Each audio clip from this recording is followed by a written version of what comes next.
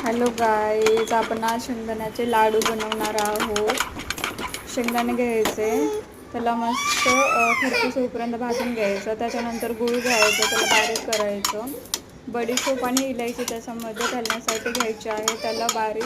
त्याला मंद आचेवर थोडीशी परतून घ्यायची. जे आपण गूळ घेतलेला आहे ते कढईमध्ये टाकून त्याला पातळ होईपर्यंत हलवून घ्यायचं आहे थोडं.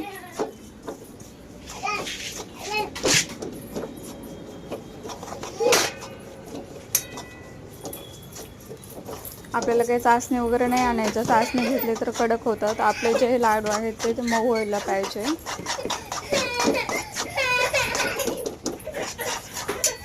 तुम्ही हवं तर याच्यामध्ये थोडंसं तूप पण टाकू शकता.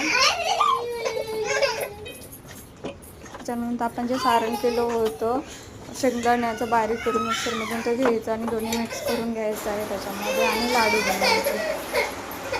छान असे लाडू झालेले आहेत.